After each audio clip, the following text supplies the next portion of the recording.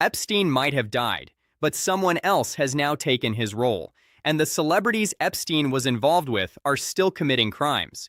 Joe Rogan just revealed that Epstein's death changed nothing, and the real masterminds are still out there running the blackmail ring that Epstein was at the center of.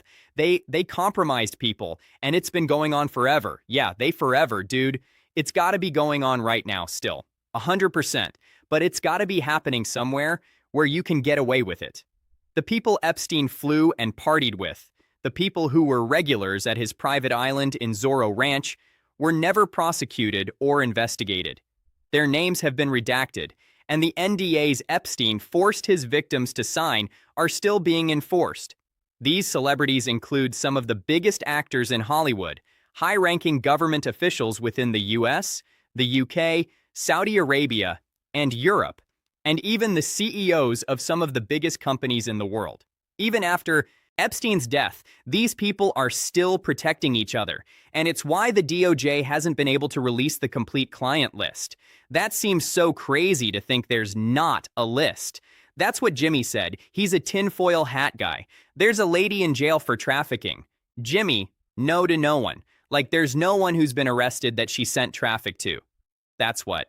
Well, there's a list that's out. Who knows if it's fake? I don't know. It could be a fake list. Who knows? But Chris Tucker's on that list, and they asked Chris Tucker on a podcast, "What's up with you being on the list?" He didn't do what Jimmy Kimmel said. Jimmy Kimmel said it's a fake list. Who cares what that list says? It's fake. Chris Tucker goes, "Yeah, I did go on that flight, but we went to Africa and I went with a bunch of diplomats. I didn't know who this Epstein guy was." Like Chris Tucker says, like I had no idea. We were on this plane. We were going to Africa and do some diplomatic, and turns out I didn't know. Well, they definitely got people connected to him by using famous people. Yeah. My point was Chris Tucker basically confirmed. It confirmed that the list was like legit, because he's on it, right? Chris Tucker's name first came up in connection to Epstein years ago. Photos of Chris Tucker and President Bill Clinton on Jeffrey Epstein's private plane were leaked by a victim. Chris Tucker went to Africa with Jeffrey Epstein, Bill Clinton, and Kevin Spacey by flying on Epstein's jet on September 2nd, 2002. Chris denied all allegations and said that he had never met Jeffrey Epstein. You knew Jeffrey Epstein, didn't you? No, I did. We flew Bill Clinton and a lot of different, that was a humanitarian trip to Africa, and I met him on that trip because it was his plane. I didn't know who plane we was getting on, but it was a whole bunch of dignitary people. We was with a delegation, and yeah, I met him, and you don't know people what they do with their private lives. So, but you gotta tell me this, Chris. He was on this private plane, and you could tell that it was a private plane because they called it, was it? Lolita Express. Oh, yeah? It was a private plane. Yes. Oh, yes. Wait a minute. You didn't never go to that island, did you? No. Chris Tucker was also involved with Sean Diddy Combs, and according to some sources online, also had a close connection to Harvey Weinstein. It's the same story. Every time one criminal is arrested, two more come out to take his place. You would think that arresting Jeffrey Epstein would end the ring he was running, but no, the ring continues with someone else taking control. It's so tangled. The whole thing is just, I think everybody who looks at it realizes this is a rabbit hole that just goes to the center of the earth, and there's so many people involved in that. Here's the big question that people ask. If there was a Jeffrey Epstein and it seems like all these things he was involved in, is there a Jeffrey Epstein right now that we don't know about? There's a million of them. A million of them. I mean, this is why I find the con, this is not the core of what I focus on. But I find it a really interesting field of study because it helps understand so many other U.S. government institutions and the relationship between government and private business. The biggest proof of Epstein's ring of abusers still being active is the fact that the victims are still quiet. These victims are scared because they know just how powerful Epstein's friends were. Virginia Duffrey was one of the first victims who came out against Epstein, and she showed pictures of herself with Prince Andrew years before any real investigation began. She spoke out against the criminals, and she was silenced because of it. Testimony and the photographic proof that she submitted is the reason that Prince Andrews had to face any scrutiny. His title was taken away, and just a few weeks ago, Prince Andrews was actually arrested by the UK police for his involvement with Epstein. Unfortunately, Virginia died before she could see this happen. Virginia had announced that she was writing a book about everyone she saw during her time on Epstein's island. Before she could release the book, however, she was hit by a truck. And although she survived this, she allegedly committed suicide days later. Now, this is where it gets interesting. Shortly before her death, Virginia had actually tweeted about being targeted. The tweet reads, "I am making it publicly known that in no way, shape, or form am I. I have made this known to my therapist and GP. If something happens to me, for the sake of my family, do not let this go away and help me to protect them. Too many evil people want to see me quiet it. Welcome back and live now. I'm Austin Westall. Breaking news coming in, some sad news to share. We're learning this from the New York Post. Several other outlets reporting this as well. Virginia Fry, the most prominent victim of the late convicted Pell Jeffrey Epstein, took her own life on Thursday. This is just weeks after she made headlines for saying that she had days to live after she claimed to have been hit by a bus. A statement given to NBC News was quoted as such from the 41-year-old's family. It says, "It's with utterly broken hearts that we announce that Virginia passed away last night at her farm in Western Australia. She lost her life to after being a lifelong victim of sexual abuse and trafficking." The New York Post says that Jeffrey took legal action against billionaire financier Epstein in 2015, alleging that she was trafficked at age 16 after his ex-lover and convicted Madam Elaine Maxwell recruited her from her job as a locker room attendant at President Trump's Mar-a-Lago resort. The mom of 3, according to the Post, also alleged that she was forced to have sex with disgraced Prince Andrew 3 times when she was 17, including at Epstein's Little St. James Island in New Mexico, and Little St. James Island in New Mexico, and in Maxwell's London home, where a notorious photo of her with King Charles' eldest brother was taken. The Post says the allegations became the biggest scandal to rock the royal family in a generation. Again, hearing of the sad news just within the past hour. Virginia Frey, the most prominent victim of late convicted Jeffrey Epstein, her own life on Thursday. It was announced on Friday her death. She was 41 years old. Her family confirming this.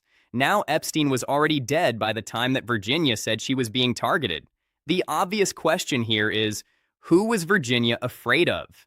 Well, according to Joe Rogan, high-ranking government officials and billionaires all over the world are connected to Epstein, and they're the ones responsible for all of this. The point I'm getting to here is, given Jeffrey Epstein's involvement in the BCCI network, given Jeffrey's involvement in the 1990s with all the foreign policy activities happening in the Middle East at that time, given Jeffrey Epstein's, involvement through, the early 2000s Clinton era and everything, given his involvement in everything from Israeli to Saudi to British to French high-level government officials, Jeffrey Epstein was investigated by the SEC in the 1980s. He was one of the 2 people who ran the biggest Ponzi scheme in history at the time in the United States, the Towers financial collapse. Epstein's business partner goes to jail for like 30 years or 20 years or whatever. But Epstein skates completely free. Epstein gets involved in this huge fraud in the U.S. Virgin Islands with this, billion-dollar fraud case in the U.S. Virgin Islands, never prosecuted for any of it.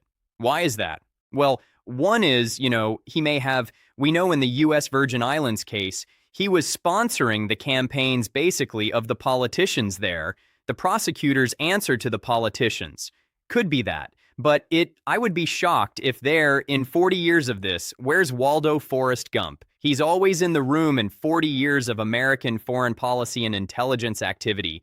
Money sourcing for that, for all the crimes that Epstein committed. The concern was the same one they had with Rolando Masser. Don't bring the case, and if you do, bring it in a highly limited way, and that's exactly what happened in 2006, the first time he was indicted. Two of these names are Elon Musk and the U.S. Secretary of Commerce, Howard Lutnick. Elon Musk pops up in the new Epstein files, mostly through emails from 2012 to 2013, talking about possible meetings, travel plans, and even a potential visit to Epstein's Caribbean island. One email reportedly has Musk asking, "What day night will be the wildest party on your island?" Which doesn't exactly line up with his earlier claim that he just refused Epstein's invitations. The documents also indicate that Epstein was trying to position himself as a connector in Musk's social and professional circles. Musk, however, says he never went to the island, never flew on the Lolita Express, and insists the emails are being misread or cherry-picked to make him look bad. Bottom line, the files show he knew Epstein. Secretary of Commerce Howard Lutnick, on the other hand, was caught on camera lying about being on Epstein's island. It's double doors. I assume it's the dining room. Yeah. And he opens the doors, and there's a massage table in the middle of the room and candles all around and stuff. So I ask very insightful cutting questions. I say to him, "Massage table in the middle of your house? How often you have a massage?" And he says, "Every day." And then he gets weirdly close to me and he says, "And the right kind of massage." Now, my wife is standing here. So she looks at me and I look at her and we say, "I'm sorry. We have to go." And we left. And in the 6 or 8 steps it takes to get from his house to my house, my wife and I decided that I will never be in the room with that disgusting person ever again. So I was never in the room with him socially, for business, or even philanthropy. If that guy was there, I wasn't going because he's gross. Wow. And so I look back at it as a gift. Yes. He gave me a gift. Yes. Of a voice. And so, yeah, that's my story. A one and absolutely done. This is a straight up lie because not only did Lutnick meet Epstein multiple times after this and invest millions of dollars with him, but he also took his children to Epstein's island.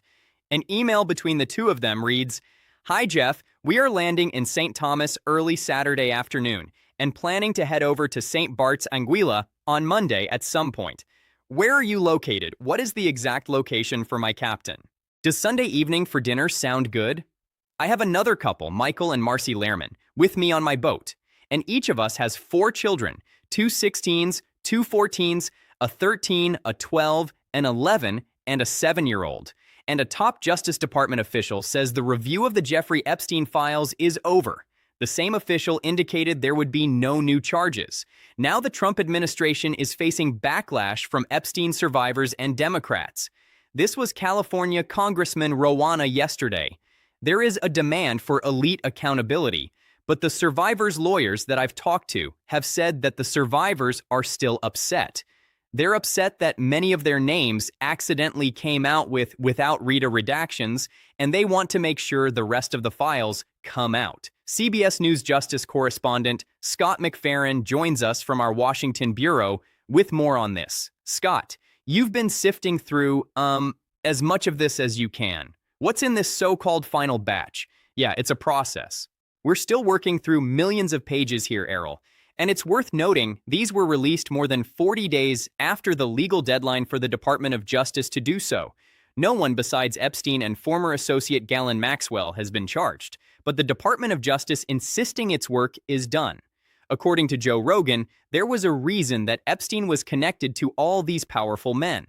Allegedly, Epstein was running a blackmail ring that involved bringing these men to his island and then filming them in compromising positions. You can't just have it chaos over there. I bet it was a real good honeypot where there's a lot of sophisticated intellectual discourse. You got a lot of brilliant people there. You've got great music, you know? You got famous people are hanging around too. It's it seems really cool. And then if there's blackmail, the blackmail is snuck into all this. Yeah. Snuck in and come to the room with the cameras, and next thing you know, you're doing co. I can't believe I'm doing this, but you never get to an island. You don't get to do this very often. I'm so busy with my CEO job. Yeah, yeah, man. And then next thing you know, you're donating money to whatever that they tell you to. But there, it's like, how many senators just voted against releasing this, man? It's just there's two votes that are happening. The UFO disclosure thing. They keep voting against that, and the Epstein list. They keep voting against that. What? What? And also politically, it can't serve you to be talk about a bad list.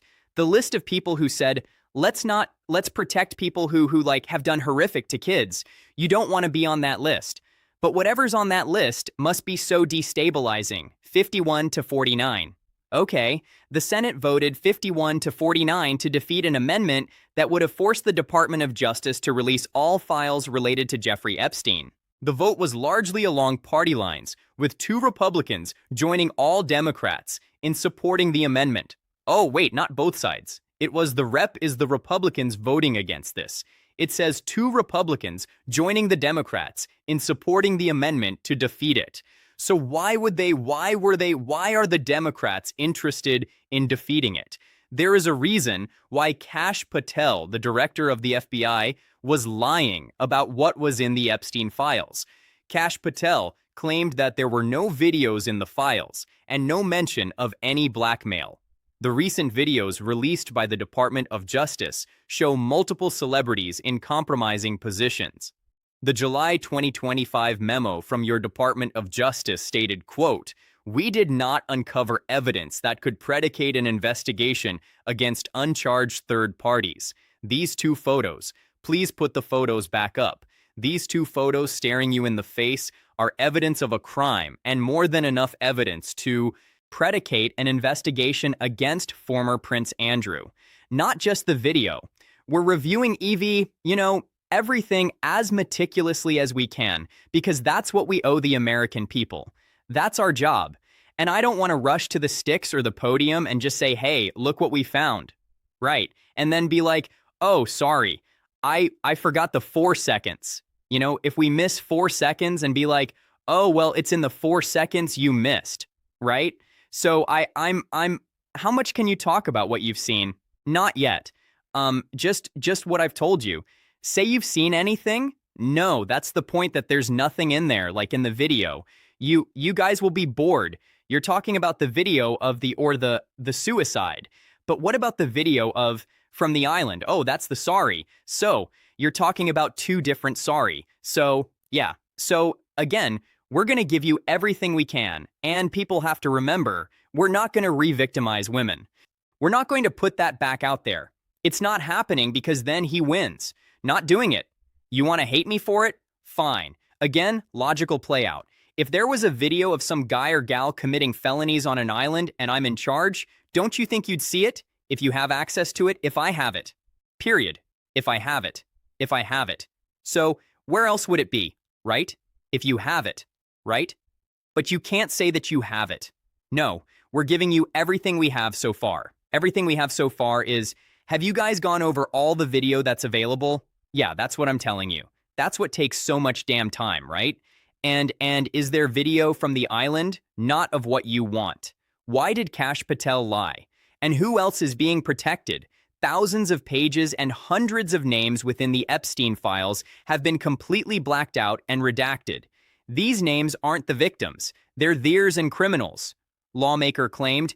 The files included 1 Hollywood producer worth a few $100 million, 1 royal prince, 1 high-profile individual in the music industry, 1 very prominent banker, 1 high-profile government official, 1 high-profile former politician, 1 owner of a car company in Italy, 1 rock star, 1 magician, at least 6 billionaires, including a billionaire from Canada. We know these people exist in the FBI files, the files that you control. Whoa.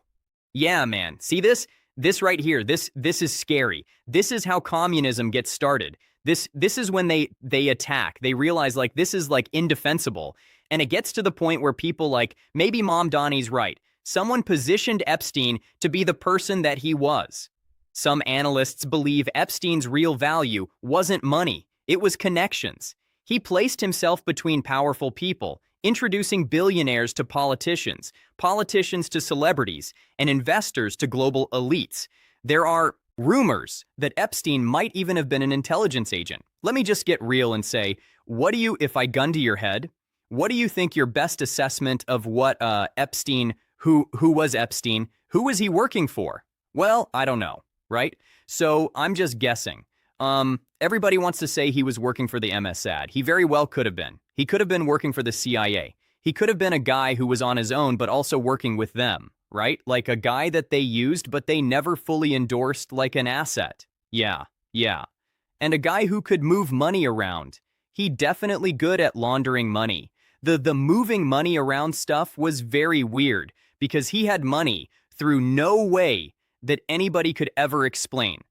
Yeah, he had an enormous amount of money through no way that nobody could ever explain, which, if you're state funded, you're funded by Israel and Israel's funded by America. And, there's also NOSs and nonprofits. And there's ways to move money around where you can give this guy money. Yeah. So he was like Weinstein, who is an economist, right? Weinstein's a legitimate mathematician. Eric. Yeah. So when Eric met him, his first inclination was he was a fraud. He's a construct. Yeah, a construct. And did he tell you the whole story about the girl sitting on his lap? So the Epstein, while he's meeting with the Eric Weinstein for the first time, has a beautiful girl sitting on his lap, and woman, I shouldn't say girl. He said she was like in her 20s, and she's sitting on his lap, and he's bouncing around, start juggling around while he's asking math questions. Yeah, talking serious. So he was obviously nerd fishing. He was fishing for nerds, and I think he caught a lot of nerds in that net. There's a lot of those guys that wound up going to that island. They probably thought, this is great. We get to party. One more question. Richard Lardner from the Associated Press. Mr. Secretary, were you ever made aware at any point your handling of this case that Mr. Epstein was an intelligence asset of some sort? So there has been reporting to that effect. And let me say, there's been reporting to a lot of effects in this case, not just now, but over the years. And again, I would hesitate to take this reporting as fact. This was a case that was brought by our office. It was brought based on the facts. And I look at that reporting and others, I can't address it directly because of our guidelines. But I can tell you that a lot of reporting is just going down rabbit holes. Epstein was a financier and financial analyst with no connection to Hollywood. But for some reason, every celebrity was partying with him. Photos, flight logs, and guest lists that later surfaced showed how wide that network really was. Terrence Howard revealed that going to Epstein's island was so common that he felt excluded when celebrities were invited to the island and not him. Did you hear any stories about Epstein in Hollywood, or he wasn't a Hollywood? No, I mean, when I would hear about Chris Tucker and people hopping on the plane to go there, I didn't know that Epstein was, the bad guy that he is now. But I was like, damn, I would love to go. I didn't know what was happening. No one talked about Epstein. No, nobody. Harvey, they did, but not Epstein. They didn't talk about Epstein. I didn't know. But hell, I could have easily ended up over there if he had invited me over there. Because you think, okay, I'm going with the Hollywood move. That's how you get there. Like, I wasn't invited to the puffy parties. I wasn't invited to any of those things. So there's a part of me that's so grateful that I wasn't invited. But back then, I felt excluded. Back then, I felt like, oh, I must be doing something wrong. I wish I had participated in some of the druggery, and then wouldn't have alienated people that were good friends with that could have been good friends, because I still ended up participating in the druggery when I got older. But at the time, I just didn't want to do it because, I had these other things that were pressing upon me. I didn't get stuck into druggy, but yeah, it would have been nice to take some walks. When I look back, in my 30s, could have ended nasty. It could have ended. The fact that you didn't is probably a better thing. So the universe places you can't really regret anything, but there's still parts of me that's like, wow, I dodged a bullet with Epstein. I dodged a bullet because I wasn't invited to those places. This is the same island where there have been rumors online that Jeffrey Epstein may have hidden evidence of his crimes or even buried victims. Hundreds of people crossed paths with Epstein socially or professionally, and many of them have denied any involvement in his crimes. Still, the unanswered questions are what keep the story alive. Who originally helped Epstein? And if Epstein was only one piece of a much larger network, who else might have been operating behind the scenes? If you found this breakdown interesting, make sure to like the video, subscribe to the channel, and turn on notifications so you don't miss the next deep dive.